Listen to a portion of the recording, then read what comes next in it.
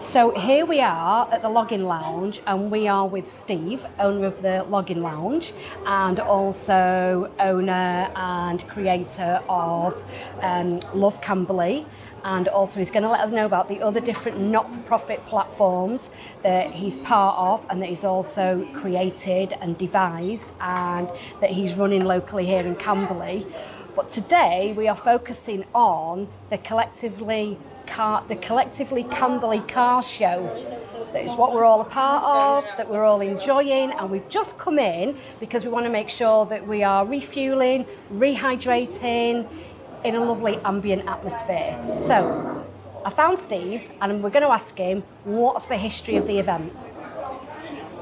Hello. So first of all, what I will quickly do is just correct you. I'm not the owner of Collectively Camberley. Collectively Camberley is all of the businesses in the town centre coming together, contributing some money into a pot, which we then spend on putting on events like this, Christmas lights switch on, the farmers market, all that kind of stuff. So I am the chair of Collectively Camberley, but I'm not the owner of Collectively Camberley. Sorry. But that's okay. But so Collectively Camberley is the organisation that first started the car show. This is the 11th car show that we've done.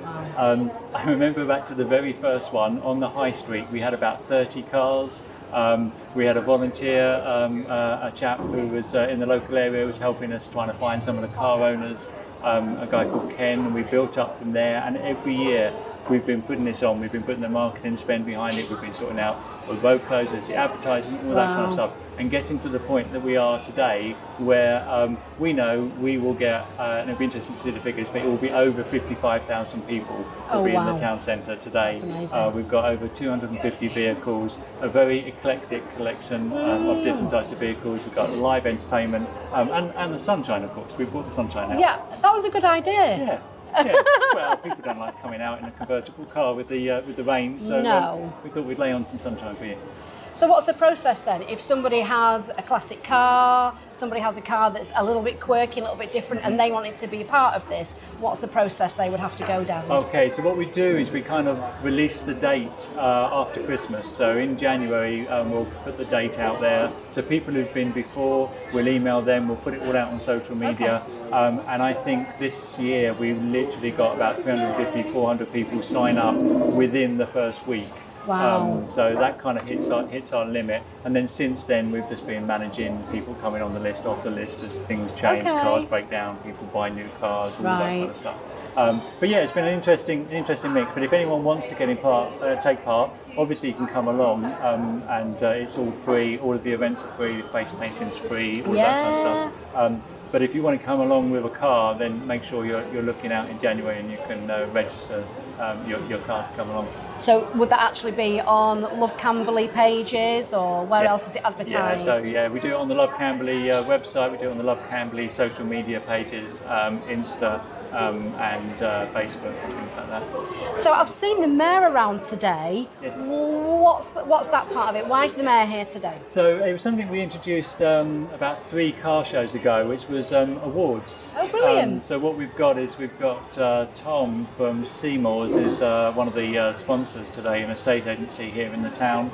We've got the mayor, and we've got myself as the chair. And we've just been round, and it's taken us about 2 hours to go around and look at all the cars.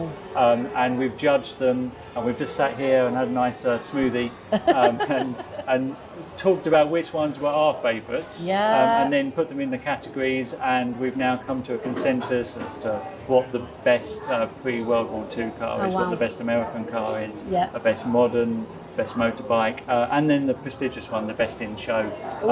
So at about 3 o'clock we'll be on the stage outside Zizzy. We've got Ed China, the mayor, Tom from the sponsors, myself, a few other people will be there. We'll be presenting the big cheque to the South West Thames Kidney Fund for all of the money that's been raised so far today. Not including the stuff that's in the buckets, of course, we have to count that later. But we'll be presenting the cheque, and then we'll be presenting the awards to all of the car owners who have been lucky enough to win. Oh wow, so it's got that prestigiousness about the event as well, because we've got a bit of an awards ceremony attached to it, and then also we've got the promotion of the charity, so it makes everybody a little bit more aware. So did you choose that charity this year? Was there a process for that? No, we've always done the South West Thames Kidney Fund. We go right back in time to the very beginning one, 11 shows ago. I think it was Ken's wife was supported by South West Thames Kidney Fund. My dad was supported by them as well in his last few years. Oh, so very personal then. Yeah, so it's nice to be able to look after them and keep making sure those funds are there to help them.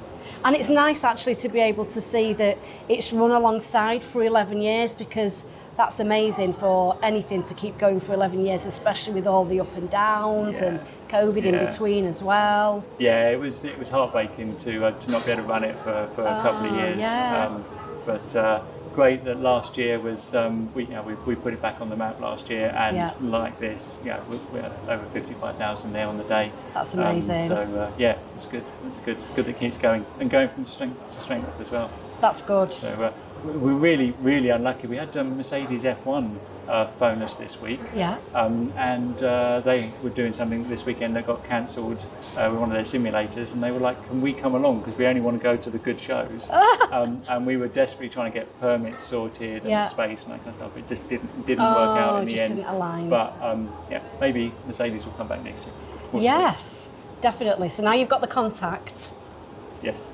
And now they'll be following you. Yeah, exactly. So they'll know that it is the one to come for next year. Yep. And I want an interview as well. Steve, it has been fab having this time with you. We're going to check it out later on. We're going to see who's there at the awards. Mm-hmm. Just quickly before you go, give us a little bit of taster, a little bit of teaser about Login Camberley as well. Login Lounge, okay. Login Lounge is it's very complicated to explain because it is brand new and nobody really knows what it is that we do. But we're a little bit of everything. We are a place for people to come and get their coffees. You don't need to be a member. Anyone can walk in, get a coffee, drink in here or take away. We've got a chef. We do breakfast and lunch, cook all of our own food in here. We've got a wine bar. We've got some really good quality wines. We've got local beers from Dorking, Reigate, Ascot, Sandhurst, loads of craft beers we have locally. We do live music, really good quality live music. So people like Emma Stevens, who's on Radio 2, she played here last week, and we had 100 people upstairs watching that. We've got some good shows coming up. We've got burlesque, cabaret for Pride. We've got comedy nights. We've got jazz brunches with tapas and all that kind of stuff. But it's also a place where people come to work. So we've got upstairs, we've got a meeting room that has a Tornado jet fighter wing as its table. We've got lots of other meeting rooms, quirky little meeting rooms, big meeting rooms, small meeting rooms, classrooms, all that kind of stuff. And it's where, I don't know, on any given day you walk in here, there'll be 80, 100 people just with a laptop just over there or over here, just sat down, working away. And it's all of those of us who don't like working from home. It's all a bit too, by yourself when you're working from home. So you come in this here, has got you a hang nice out. vibe. It's welcoming, but it's got that it's like the calm in the buzz, because I can feel the buzz outside, but you come in here, but it's still got a nice vibration going on inside as well. We have people who come in here and they work away and they don't necessarily chat to anyone else, but they just want the noise and the people walking past and they want all that kind of stuff going on. I had one customer came in a few months back actually, and she came in and she said, I just need somewhere to work this afternoon. I'm not going to become a member because I've got a flat just there, but my BT broadband's gone down and I just want somewhere to work. So can I just pay to be here for the afternoon and that's it, you'll never see me again. I don't need a membership or anything like that. She came back the next day and I went up to her and said, is your broadband still not working? She said, no, it's fixed. I just loved it here. And she's a member and she comes back every day because she absolutely just loves the vibe and the buzz of just being around other people rather than working on your dining room table.